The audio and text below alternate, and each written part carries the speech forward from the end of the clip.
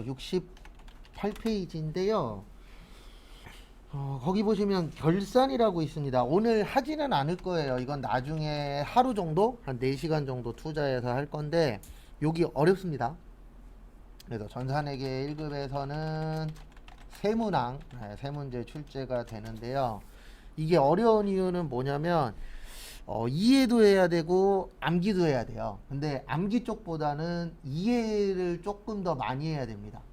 그래서 아까 잠깐 이야기하셨었던 그 말장난이 좀 심해요. 한글 어렵잖아요. 근데 결산이 어려운 이유 중에 하나가 한글을 진짜 어렵게 만들어 놨어요. 그래서 몇몇 분들은 읽고 잘 이해를 하시는데, 또 헷갈려 하시는 분들은 분명히 읽었는데 무슨 뜻인지 모르겠다라고 할 정도로 좀 말장난이 좀 심한 파트입니다. 그래서 나중에 할 때 이 파트 잘 좀 봐주시고요.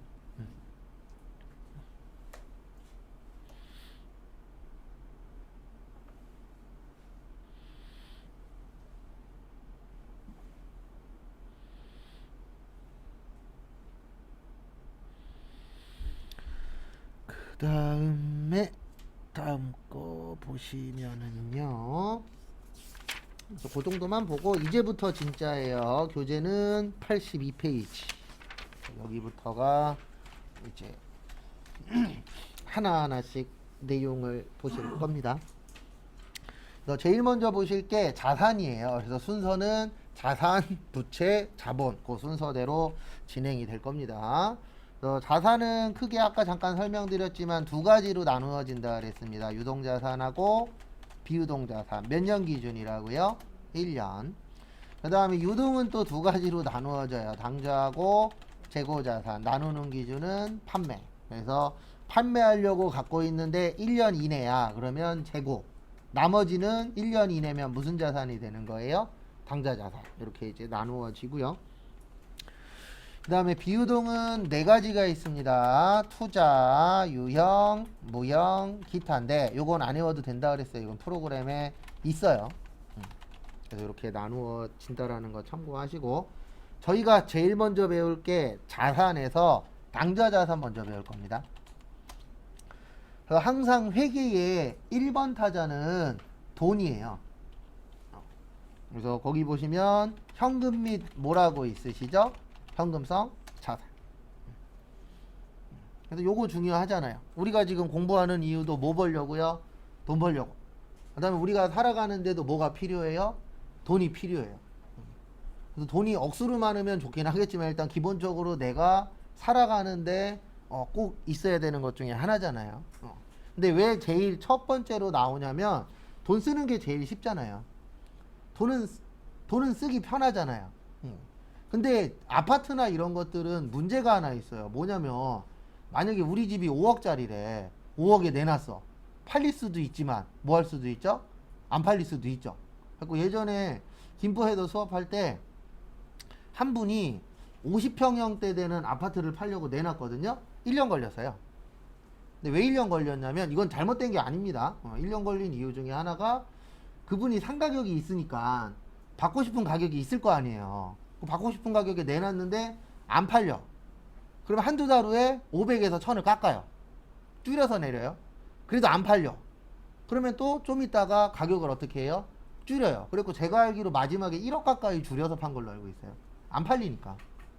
그러니까 집값 떨어지는 거는 별거 없어요. 지금 집값이 오르는 이유는 하나예요. 내놓으면 어쨌든 하나라도 팔려. 근데 집값 떨어지는 건 별거 없거든요. 내놨는데 안 팔려.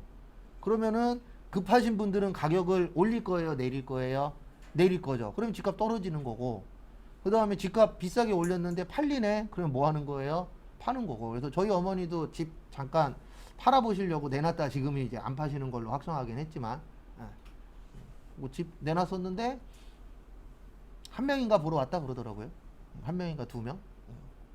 살 생각이 반반인 것 같다 그러더라고요.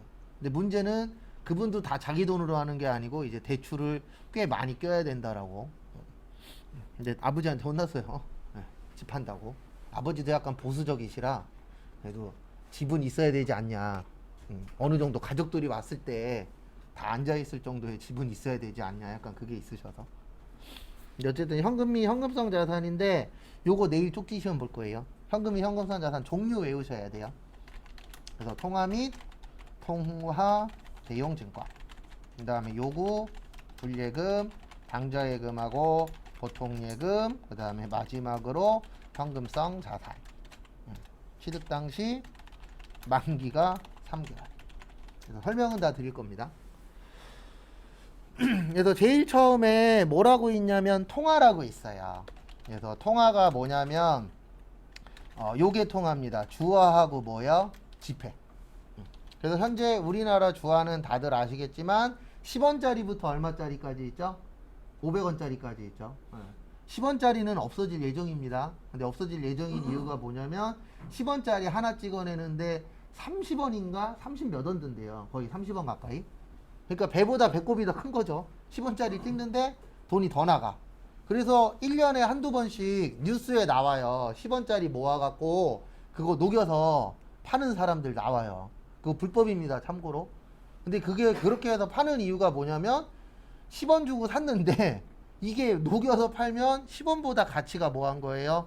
높은 거예요. 그래서 실제 외국에 어떤 유튜버가, 이것도 뉴스에 나온 적 있어요. 어떤 유튜버가 동전을 잔뜩 모아갖고 그것도 이제 동전으로 파는 것보다 고물상이나 이런 데에다가 파는 게 훨씬 더 가치가 높은 거였죠. 그 판 거 유튜브에 올렸다가 경찰서 갔어요. 네.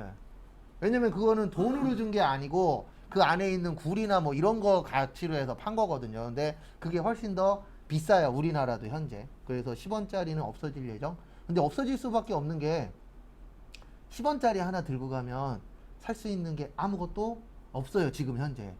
옛날에는 화폐 가치가 좀 높았을 때에는 봉투 하나라도 사고 껌 낱개로 하나라도 받을 수 있었잖아요, 10원짜리 하나 들고 가면. 근데 지금은 진짜 아무것도 못 사요. 왜냐면 봉투도 지금 20원인가 30원 받죠. 그렇기 때문에 가치가 좀 없어서 없어질 예정이고, 그 다음에 지폐는 1000원짜리부터 5만원짜리까지만 지폐입니다. 그래서 심사임당까지 지폐고 10만원 이상부터는 수표예요. 지폐가 아니고. 그래서 매번 뉴스에 나오는 거, 이것도 1년에 몇 번씩 나오는데, 저기 10만원짜리 지폐 만들자고 저는 반대하는 사람 중에 한 명입니다. 근데 왜 반대하냐면, 일단 10만원짜리가 생기면요, 경조사비가 올라가요. 맞죠? 네. 5만원짜리 생기기 전에는 경조사비의 평균 금액이 5만원이 아니었어요. 3만원이었지. 근데 5만원짜리 생기고 나서 얼마가 됐어요? 5만원. 네. 제가 그걸 왜 잘하냐면은 어저께 설명드렸잖아요. 예, 경조사만 있으면 제가 거의 다 받는다고. 뭐 그러다 보니까 이게 시대 흐름에 따라서 달라지긴 하더라고요. 근데 종종 만원짜리도 있어요. 근데 만원짜리는 어떤 경우냐면 좀 큰 회사 다녀요. 근데 그런 회사 중에서 이제 이런 회사들이 있거든요. 몰라도 내야 돼. 당연히 밥 먹으러는 안 가. 이 사람이 누군지도 몰라. 그럼 만원짜리 내더라고요. 예, 예. 그럴 경우에 이제 한 분이 한 2, 30장 와서 들고 가요. 예, 걷어서. 근데 그런 회사들도 있더라고요. 대부분 일면식 없으면 안 하는데, 예, 그렇게 좀 걷어서 하는 회사들도 있더라고요. 예. 그래서 처음에는 왜 만원짜리지? 그래서 물어봤더니 자기네 회사는 그렇게 한다 그러더라고요. 그리고 물가가 계속 오르고 있어서. 근데 언젠간 10만원짜리 생길 거예요. 5만 원짜리 계속 찍어내야 되잖아요.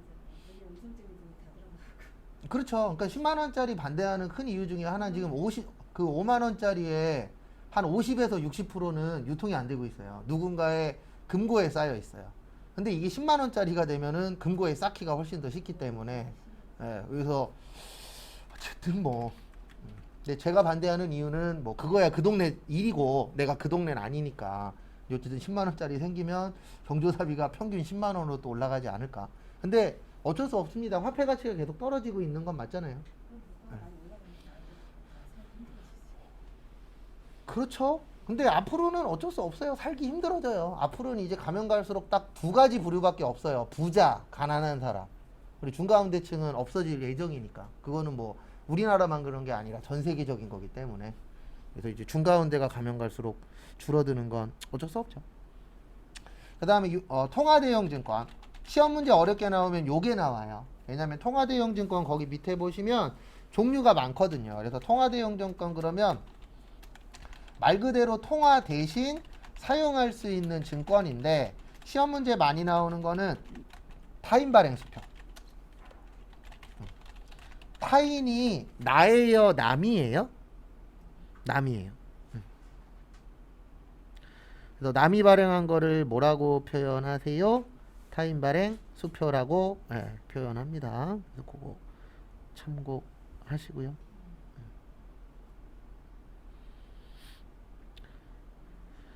그 다음에 또 다음 거 보시면은요.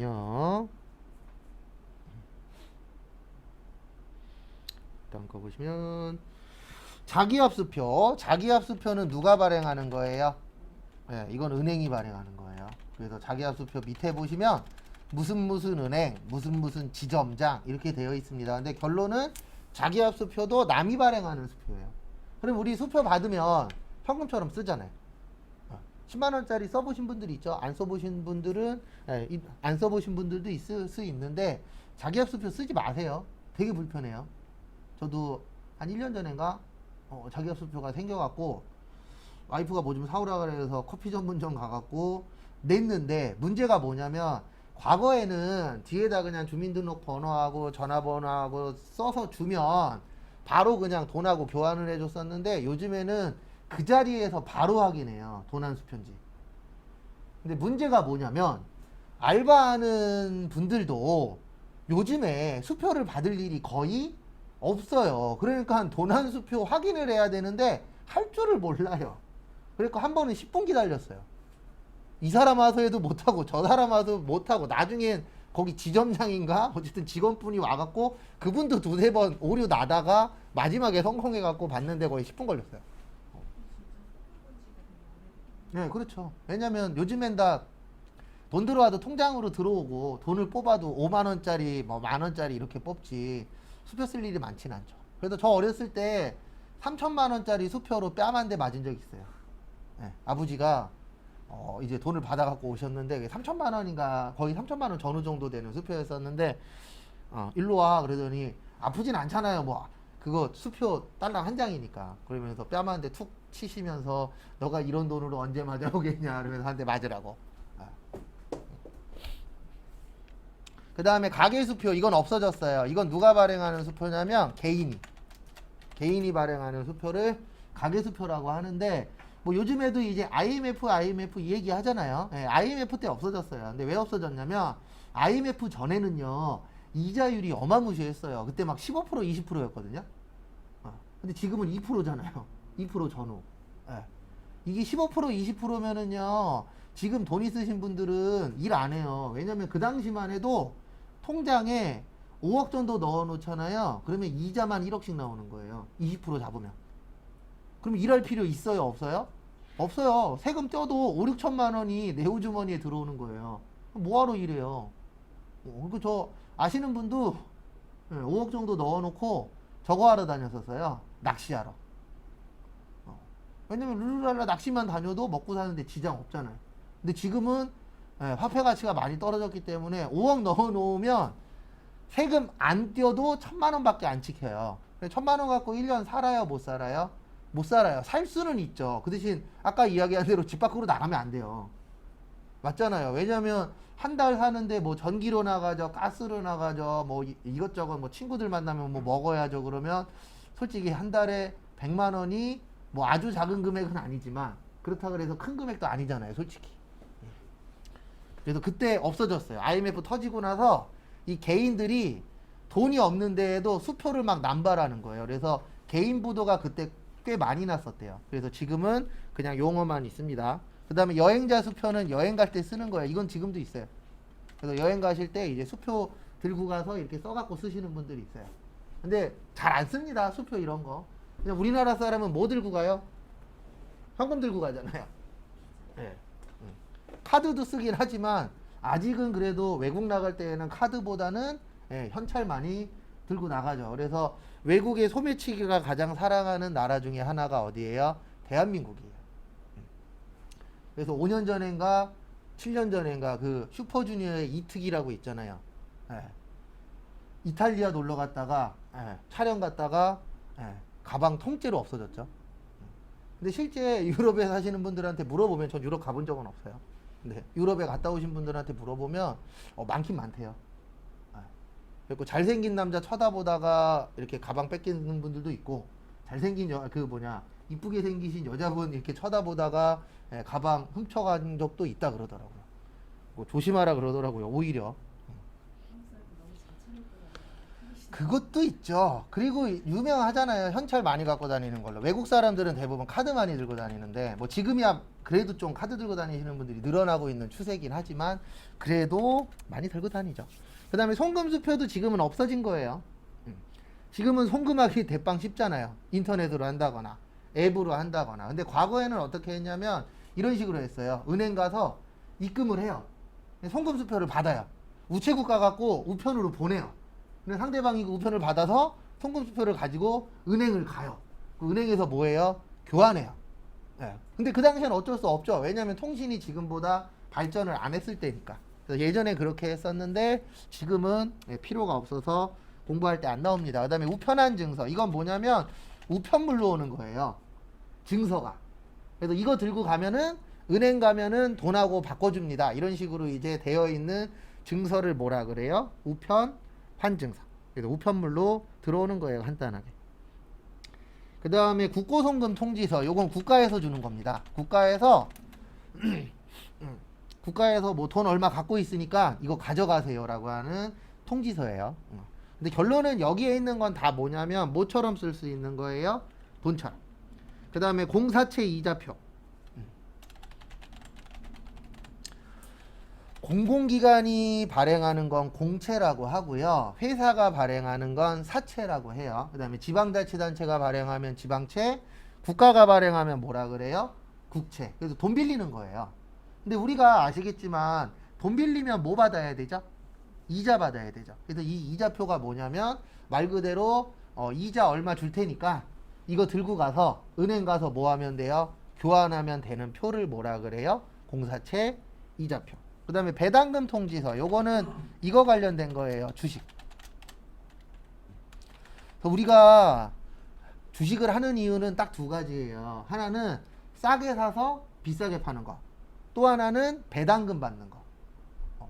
참고로 우리나라 랭킹 배당금 1위가 누구였었어요? 돌아가신 분. 예, 이건희 회장이 랭킹 1위였어요. 예. 참고로 이건희 회장은 무임금 노동자입니다. 삼성에서 월급 안 받아요. 근데 월급 받을 필요가 없는 게 배당으로만 1년에 몇 천억씩 받았으니까. 그 다음에 랭킹 2위가 현대가 쪽으로 알고 있어요. 현대가의 그 정봉준 씨인가? 어쨌든 현대가 쪽이 랭킹 2위예요. 그분도 거의 몇백억? 잘 받을 때는 몇 천억까지 받고. 그래서 우리가 주식을 하는 이유는 크게 두 가지예요. 하나는 싸게 사서 비싸게 팔자. 또 하나는 배당금 받자. 그래서 배당은 왜 해주냐면 이익이 많이 나잖아요. 우리 회사에 투자해 주셔서 감사하다는 뜻으로 이자 개념으로 주는 거예요. 근데 이익 안 나면 안 주기 때문에 대부분 이제 대기업. 그래서 작년이 아니지. 올해 삼성전자가 초반에 오를 수밖에 없었어요. 왜냐면 작년부터 다들 예측을 하고 있었거든요. 무슨 예측하고 있었냐면은 이건희 씨 돌아가셔갖고 적어냈었어야 되잖아요. 상속세. 근데 상속세가 조단이잖아요. 근데 그 돈은 없거든요. 그러면 어떻게 할 거냐면은 배당을 많이 해주겠죠. 그래서 올해 연초에, 작년 연말부터 올해 연초에 삼성전자 주식이 올라갈 수밖에 없었던 게 그것도 있었어요. 그리고 혹시 주변에 이런 분들이 있으면, 주변에, 제 주변에는 주식하시는 분들이 많지 않은데 혹시 주변에 특히 올해 초에 아는 사람이 와서 주식값 올랐다라고 자랑하신 분들 계시면 내년 한 2, 3월에 한번 더 물어보세요. 주식값 올랐냐고. 왜냐면 올해 연초에는요, 초등학생이에도 주식값이 올랐다라는 말이 나올 정도로 거의 다 올랐었어요. 네. 근데 이제 지금은 오른 주식 있고 떨어진 주식이 나눠지거든요. 그래서 지금부터 이제 돈 버시는 분들은 확실히 보는 눈이 있는 거고, 예, 주식 물어봤더니 죽상이야. 그러면 그분은 이제 보는 눈이 없는 거예요. 근데 어떻게 보면 제가 봤을 때 다 운이에요. 그러니까 언젠가부터 저도 이제 생각이 바뀌고 있는 게, 예, 주식 잘한다는 사람도 운이 붙어야 돼요. 본인 실력 100%는 없어요. 그리고 자격증을 따잖아요. 자격증도 100% 본인 실력 아니에요. 예, 운칠 기삼이에요. 그러니까 내 실력 30%에 운이 몇 프로예요? 70%. 근데 그 운도 내가 실력이 있어야 붙는 거긴 합니다. 아무것도 없는데 쫓아오진 않지만 어느 정도 운도 좀 있어야 되겠더라고요. 돈이든 뭐든 다. 그 다음에 어디 갔냐? 요구불 예금. 요구불 예금의 뜻은 입출금이 자유로운 예금이에요.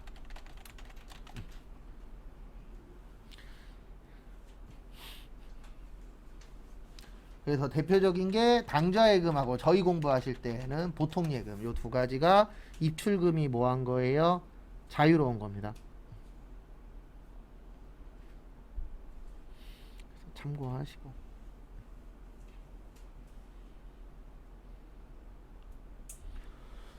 그 다음에 현금성 자산. 여기 시험 문제는 제일 잘 나옵니다. 취득 당시 만기가 3개월.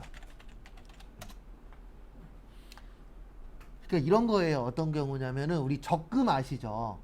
네, 적금을 3개월짜리 든 거예요. 그럼 우리가 3개월이라는 기간이 길다면 길고 짧다면 짧다고 볼 수 있는데 일반적으로 회계에서는 3개월이라는 기간을 짧게 보는 거예요. 그러면 3개월 후에 내가 만약에 3개월짜리 적금을 들었어. 그러면 이거는 뭐처럼 쓸 수 있다라고 보는 거예요? 현금처럼. 왜냐면 3개월은 금방 나한테 다가올 거니까. 그래서 3개월 후에 돈처럼 쓸 수 있다. 그걸 뭐라고 하세요? 현금성 자산. 참고하시고요. 그 다음에 거기 82페이지 제일 아래쪽에 보시면 현금과부족이라고 있어요. 현금과부족에 대한 이렇게 적어주세요. 결산. 그래서 간단하게만 설명을 좀 드릴 겁니다. 그래서 뭐냐면 이 현금과부족은 가짜 계정이에요. 가짜 계정이고 이제 결산 시에 잡이익 아니면 잡손실인데 이건 나중에 배우긴 할 겁니다. 오늘은 간단하게만 설명드릴게요. 과의 뜻이 뭐죠? 과자가 많을 과자예요. 무슨 과자라고요? 많을 과자. 그래서 뭐가 많다? 현금이 많다. 그 다음에 부족은 많은 거예요? 적은 거예요? 적은 거죠. 그래서 이 현금과부족은 언제 쓰시는 거냐면 현금이 많거나 뭐 할 때요? 부족할 때. 그래서 우리 이런 경우 있잖아요. 내가 막 돈을 막 세고 있는데 돈이 많아. 근데 왜 많은지 몰라. 그럴 때 있어요? 없어요? 있죠. 그 다음에 현금을 막 세는데 현금이 부족해. 왜 부족한지 모르겠어. 그럴 때 있어요? 없어요?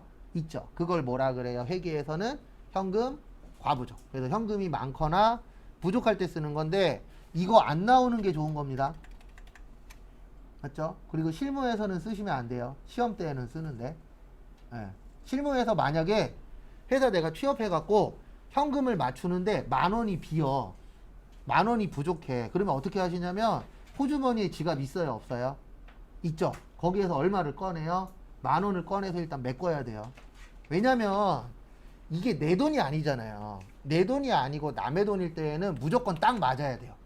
그래서 장부에 10만 원 있어. 그러면 실제도 얼마가 있어야 돼요? 10만 원. 근데 그게 안 맞아. 그러면 무조건 내가 책임져야 되기 때문에 이론상에서는 회사가 책임져 준다 이렇게 되어 있지만 실무에서는 회사가 책임 안 집니다. 차이 나는 거 누가 잘못한 거예요? 내가 잘못한 거예요. 그래서 저도 10,000원 메꾼 적 있어요.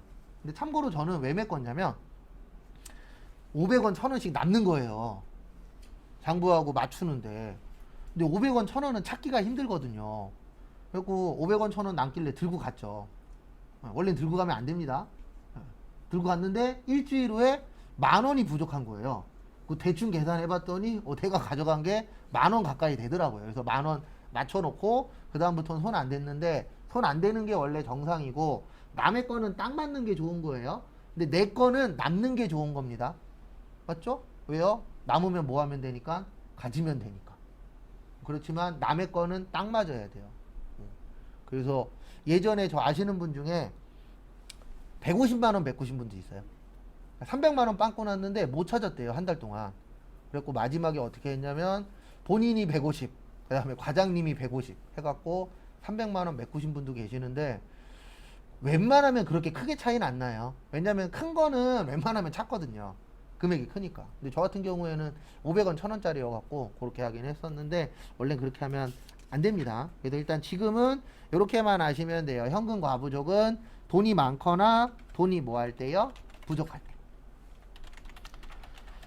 그 다음에 85페이지 저희 시험엔 잘 안 나오는데 교재에 있으니까 설명을 좀 드릴게요. 소액현금, 전도금이라고 표현을 하는데요. 이건 뭐냐면 이거예요. 소액현금은 만약에 우리 회사 직원이 1000명이에요. 몇 명이에요? 1000명. 그러면 격리 직원이 1000명을 다 관리할 수가 없어요. 그러니까 직원이 많은 회사는 어떻게 하냐면 대부분 부서별로 한 달에 얼마씩 쓰라고 줘요. 한 달에 100만 원이면 100만 원, 50만 원이면 50만 원 이렇게 줍니다. 그러면 그 부서 담당자는 그 돈을 받아서 야근을 한다거나 회식을 한다거나 그럴 때 그 돈 가지고 뭐 하는 거예요? 쓰는 거예요. 그걸 뭐라 그래요? 소액현금 또는 전도금이라고 합니다. 그래서 담당자를 정해서 그 사람한테 돈을 주면은 그 사람은 한 달 동안에 그 돈을 쓰고 영수증을 모아놔요. 그랬다가 정해진 날짜 되면은 격리부서에다 모아죠. 영수증 제출하고 돈을 받아갑니다. 작은 회사에선 이런 거 안 해요. 왜냐면 만약에 직원이 5명이야. 격리 직원 혼자서 5명 정도 커버할 수 있잖아요. 뭐 그 5명이 맨날 돈 달랄 것도 아니고. 근데 어느 정도 규모가 되는 회사는 격리 직원이 그 일 아니어도 할 일이 많거든요. 그럴 경우에는 요 소액현금 전도금 제도라고 해서 쓰기는 하는데 저희 시험엔 안 나오니까 여기까지만 볼게요. 그 다음에 87페이지.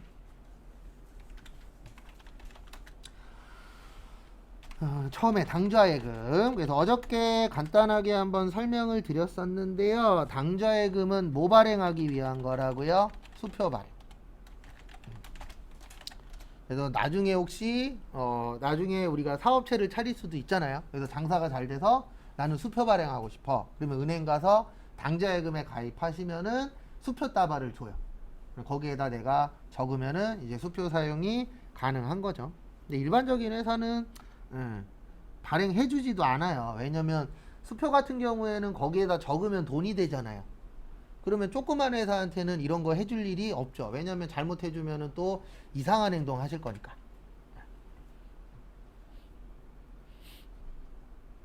그래서 제가 가끔씩 대한민국 싫어하는 얘기를 할 거예요. 근데 다 나쁘다는 얘기는 아닙니다. 좋은 게 더 많은데 이제 수업 관련돼서 좀 뇌리에 남으려면 안 좋은 얘기를 해야 조금 더 기억에 남더라고요. 해보니까.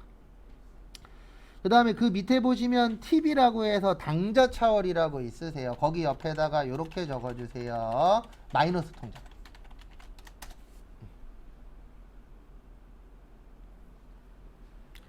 마이너스 통장이라고 있어요. 원래 통장은 마이너스가 못 나와요. 0에서 끝입니다. 네. 근데 이제 사업하시거나 원래 이건 사업하시는 분들 위해서 만들어진 거예요. 왜냐면 이제 대출을 한 번도 안 받아보신 분도 계시고 받아보신 분도 계실 건데 대출 한 번 받으려면 서류가 이것저것 잔뜩 들어가요. 그 다음에 그걸 갖다 낸다 그래서 바로 나오는 게 아니고 그 서류 가지고 심사를 해서 돈이 나오는데 시간이 좀 걸려요. 네, 뭐 짧으면은 뭐 몇 주 걸릴 수도 있고 길면 몇 달 걸릴 수도 있어요. 근데 그러다 보니까 일반적으로 사업하시는 분들이 갑자기 돈이 필요해. 근데 대출 받기는 시간이 오래 걸려. 그래서 만들어진 것 중에 하나가 마이너스 통장이에요. 그래서 이 통장을 갖고 있으면 그 은행에서 얼마까지 마이너스 통장 사용이 가능하다 이렇게 금액을 줍니다. 한도를. 그리고 그 금액까지는 내 통장에 돈이 없어도 뭐 할 수 있어요? 네, 돈을 꺼내서 쓸 수 있는 통장이에요. 근데 참고로 얘는 신용대출이에요. 그래서 이 마이너스 통장 같은 경우에는 이건 시험엔 안 나오는데 이자율이 좀 센 편이에요. 이게 2년인가 3년 전에 마이너스 통장 평균 이자율이 10% 가까이 된다라고 한번 뉴스에 나온 적이 있었어요. 10%면은 절대 약한 거 아닙니다. 우리 은행에다 돈 넣어놓으면 2% 정도밖에 안 주잖아요. 그러면 거의 5배의 차익을 남기는 거예요. 10%니까. 맞죠? 그래서 그렇게 해서 되어 있어요. 근데 요즘에 TV에 나올 때는 영끌에다가 이게 같이 나오더라고요. 그래서 저는 그건 좀 잘못됐다라고 봐요. 그러니까 은행도 욕을 먹어야 돼요. 돈 버는 거는 맞는데, 돈 벌려고 애쓰시는 건 맞는데, 일반 근로자한테 마이너스 통장을 솔직히 만들어줄 필요가 크게 없거든요. 근데 왜 만들어줬냐면은 영끌이라고 있잖아요. 네, 영끌이 대출이란 대출 다 받고 보험까지 해약 다 하고 해서 돈 모아갖고 투자하는 사람을 이제 영끌이라고 하잖아요. 영혼까지 끌고 왔다. 거기에 요 마이너스 통장이 나오더라고요. 근데 우리한테 중요한 거는 당좌 차월이 나오면 요게 기억나셔야 돼요. 단기 차익.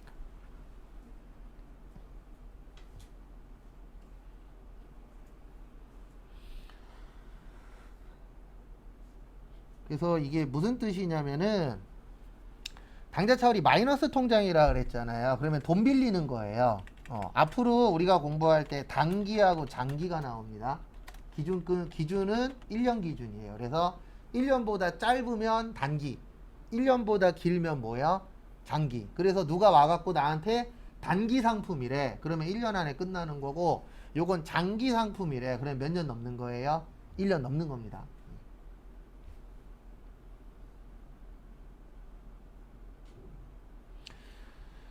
그래서 시험하고는 관련은 없지만, 알아두시면 좋은 거. 방카슈랑스라고 있어요, 없어요? 있어요. 요거 간단하게 설명드리면 은행에서 보험 상품 판매하는 걸 뭐라 그래요? 방카슈랑스라고 표현합니다. 그래도 저도 예전에 이제 저희 와이프가 꼬맹이 이제 용돈 같은 게 수시로 들어오니까 적금을 하나 들어줄까라고 해서 이제 은행에 가셔갖고 저한테 카톡이 왔어요. 오빠 이런 상품이 있대. 그래갖고 사진 딱 찍어갖고 저한테 보내줬는데 처음엔 그래 그냥 들어 그랬는데 사진을 자세히 봤더니 왼쪽 밑인가 오른쪽 밑에 분명히 신한은행을 갔는데 보험회사 마크가 찍혀 있더라고요. 이거였었어요. 방카슈랑스. 근데 보험 상품이 나쁘다라가 아니고 보험 들 때에는 전제 조건은 딱 하나예요. 내가 그거를 그 기간 동안 뭐 할 수 있어야 돼요? 유지할 수 있으면은 보험 상품이 더 좋아요. 왜냐면 은행에 요즘에 비과세 상품이 없거든요. 근데 적금을 보험 거를 들면 비과세 상품이 있어요. 근데 문제는 뭐냐면 이렇게 들도록 되어 있어요. 3년 불입 10년 만기. 이게 무슨 뜻이냐면 3년 동안 내고 받으려면 몇 년 기다려야 돼요? 10년이 돼야 받을 수 있는 거. 이런 상품들이 있거든요. 그래서 자세히 봤더니 그 상품이더라고요. 근데 어쨌든 보험은 유지만 하실 수 있으면 드는 게 나쁜 거 아닙니다. 그래서 종종 보험 얘기하면은 이런 얘기 하시는 분 있어요. 아우 저는 보험 들었는데 보험료가 아까워 죽겠어요. 저는 혜택도 못 받아요. 그게 좋은 겁니다. 안 다쳤다는 뜻이잖아요. 다치고 돈 받는 것보다 안 다치고 돈 내는 게 더 좋아요. 왜냐면 한 번 다치면 이게 평생 안 좋아질 수도 있잖아요. 그래서 안 다치는 게 가장 어떤 거예요? 좋은 거예요. 그래서 보험 얘기하면은 꼭 그런 얘기 하시는 분이 있어요. 아우 저는 다치지도 않아서 보험료 아까워요. 그게 좋은 겁니다. 근데 보험을 왜 드는지 저도 한번 다치고 나서 알았어요.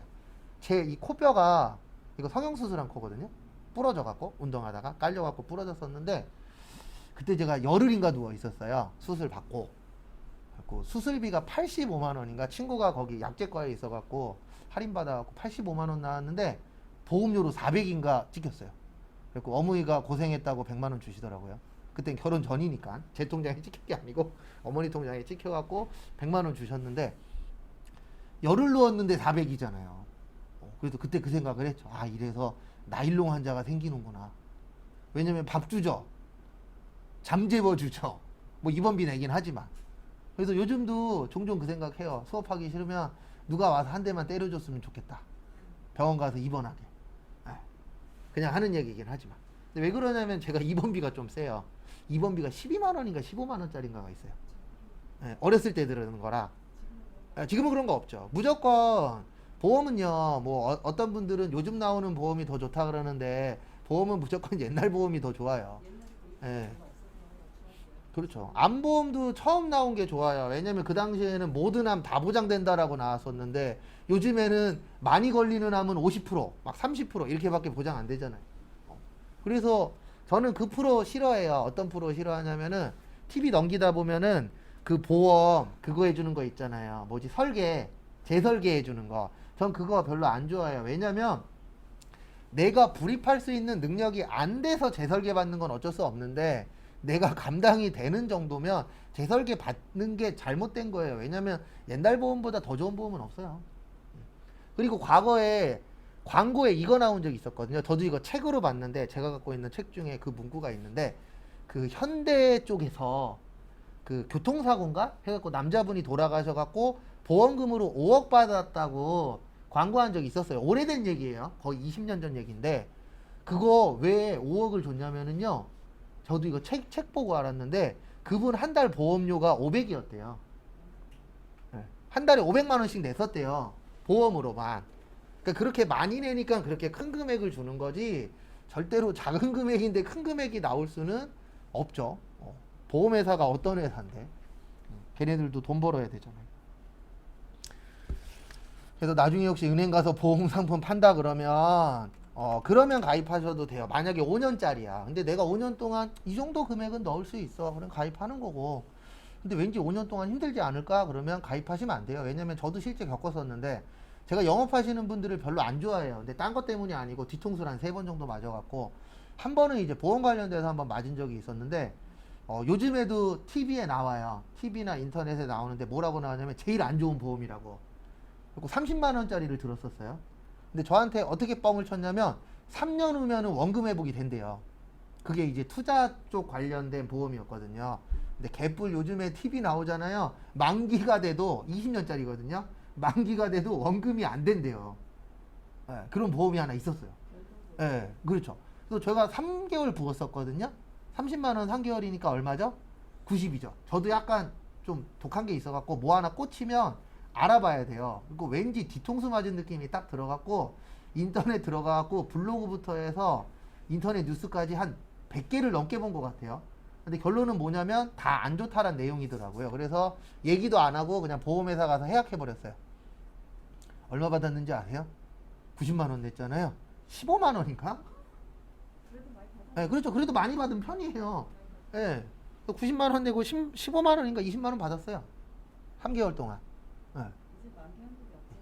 만기한금 없는 것도 있고 뭐 다양하니까요. 뭐 워낙에. 근데 어쨌든 보험은 제가 봤을 때 나쁜 보험은 많진 않아요. 대부분 어쨌든 나한테 플러스가 되긴 하는데 가장 중요한 거는 이걸 내가 계속 유지할 수 있느냐.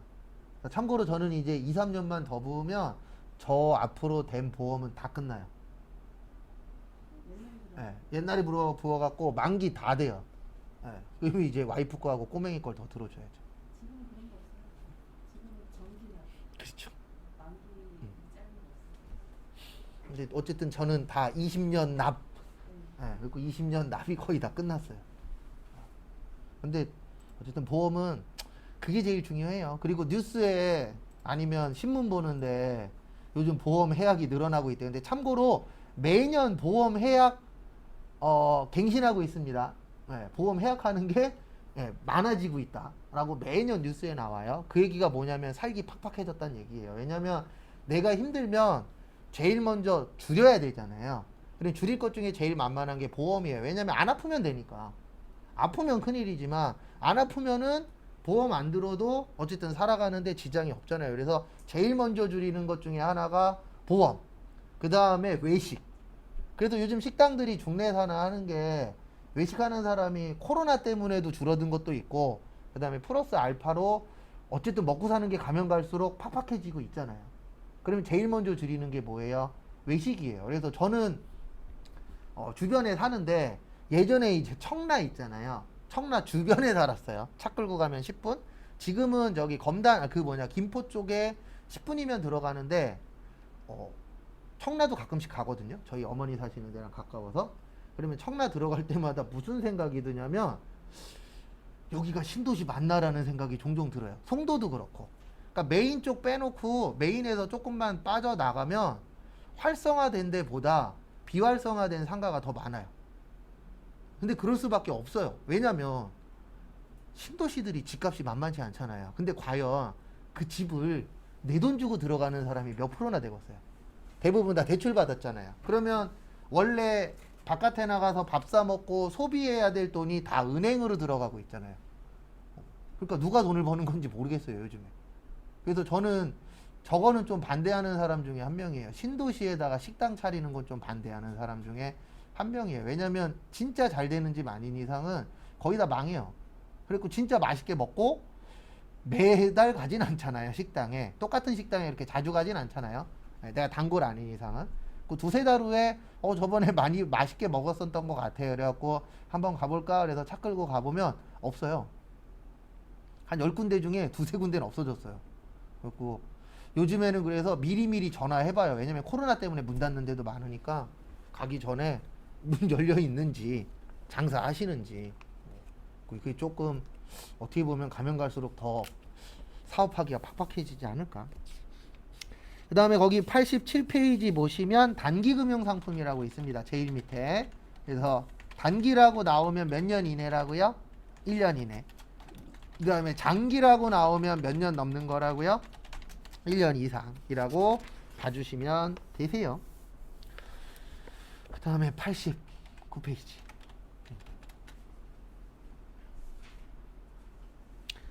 저기에다가 밑줄 좀 쳐주십시오.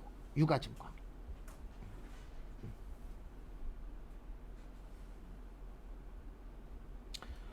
그래서 유가증권의 뜻이 뭐냐면 가치가 있는 종이를 뭐라고 하세요? 유가증권.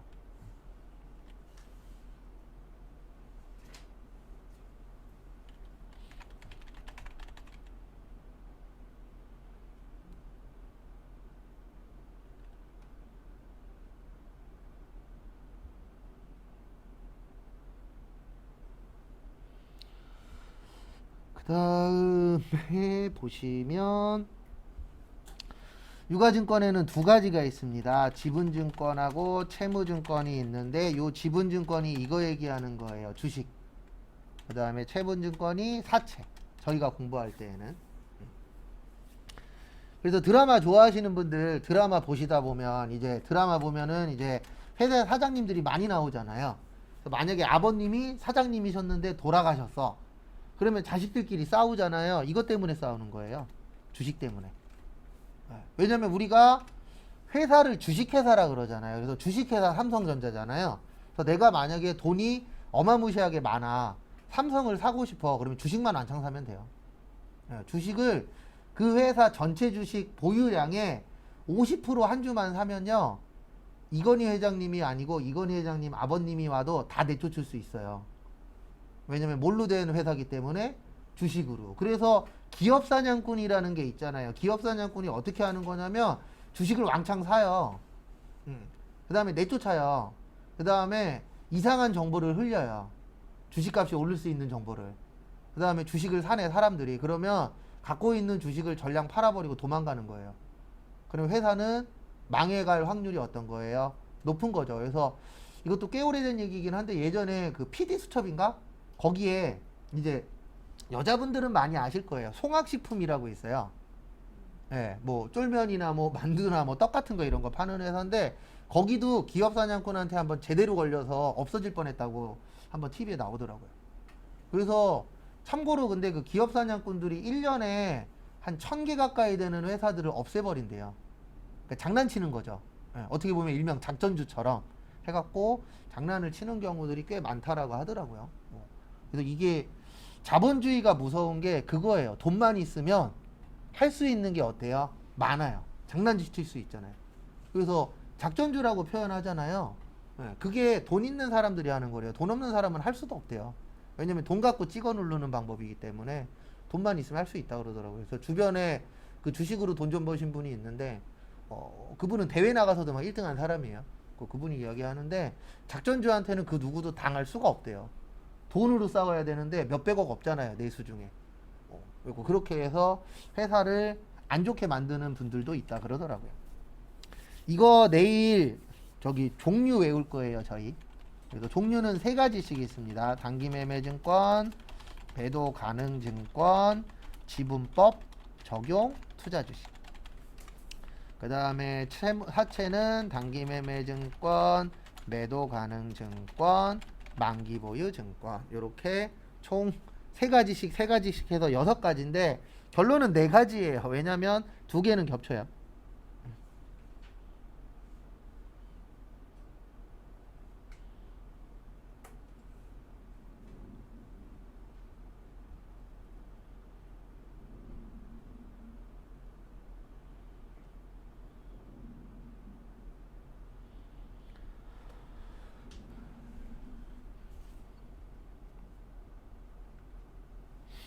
그래서 간단하게만 설명드리고 쉬었다 볼게요. 그래서 단기가 몇 년 이내라고요? 1년 이내. 매매의 뜻이 뭐죠? 네, 사고 파는 거. 그래서 몇 년 이내 사고 파는 목적이에요? 1년 이내. 이런 분들이 있어요. 그래서 뭘 사든 일명 단타라고 하는데 짧게 사서 짧게 파시는 분들. 그래서 만약에 내가 500원에 사갖고 550원에 팔 거야. 이런 식으로 해서 돈 버시는 분들도 있어요. 그래서 주변 현 중에 한 명이 이거 전문가거든요. 주식. 예. 그 형은 부러운 게 출근을 안 해요. 그리고 놀러 가도 노트북 하나만 있으면 돼요. 왜냐면 장 열리는 시간에 노트북 켜갖고 주식 사고 팔면 되니까. 그래서 그게 직업이신 분들도 있어요, 없어요? 있어요. 그래서 단타 많이 한다 그러더라고요. 요즘에는 길게 가기가 쉽지 않으니까 돈도 많이 필요하고. 그 다음에 매도 가능 증권은 매도의 뜻이 사고 파는 거예요. 근데 가능이니까 가능의 뜻은 할 수도 있고 안 할 수도 있는 걸 뭐라 그래요? 가능이라고 표현을 합니다. 그래서 매도 가능 증권은 팔기는 팔 건데 언제 팔지 모르는 거예요. 그래서 내가 오늘 팔지, 1년 후에 팔지, 5년 후에 팔지, 10년 후에 팔지 나도 몰라. 근데 언젠가는 팔 거예요. 그걸 뭐라 그래요? 매도 가능 증권. 그 다음에 지분법 적용 투자 주식은 이목적으로 갖고 있는 거예요. 지배 목적으로.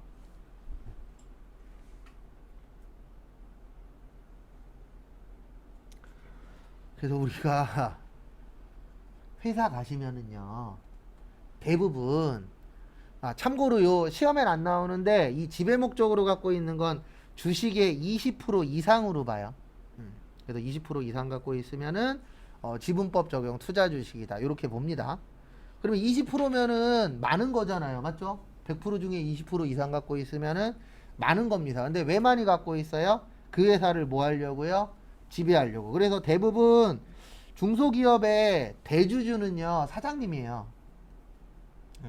그리고 대부분 이렇게 갖고 있어요. 어떻게 갖고 있냐면은 저기 사장님, 그다음에 사장님 와이프, 사장님 자녀, 사장님 친척, 사장님 친구, 이런 사람들끼리 대부분 회사 주식을 가지고 있어요. 왜냐면 다른 사람 줬다가 잘못하면은 이 회사 경영권을 뺏길 수도 있어요, 없어요? 있어요. 그래서 뭐 아시는 분들은 아시고 모르시는 분들은 모르시는데 예전에 그 아따리라고 있었죠. 떡볶이 전문점. 예, 그게 감탄 떡볶이로 바뀌었잖아요. 예, 감탄 떡볶이가 옛날 아따리예요. 왜 바뀌었냐면 이혼을 하셨어요. 근데 이혼을 하면서 그 배우자분이 그러니까 여자 사장님이죠. 여자 사장님이 소송을 걸었어요. 이 아빠와 딸에서 딸이 나다. 그러니까 이 상표권은 누구 거다? 내 거다. 했고 소송 걸어서 이겼어요. 그래서 아빠와 딸을 뺏긴 거예요. 그 여자 사장님한테. 그래서 지금 아빠와 딸도 있어요. 예, 그래서 지금 아딸은 그 이혼하고 나간 배우자분이 만든 떡볶이집이고 감탄 떡볶이가 옛날 뭐예요? 아빠와 딸이에요. 아딸이에요. 그래서 그런 식으로도 이런 소송이 날 수 있잖아요. 왜냐면 영원한 건 없으니까. 그래서 요 지배 목적으로 갖고 있는 건데 저희 시험엔 그렇게 잘 나오진 않습니다.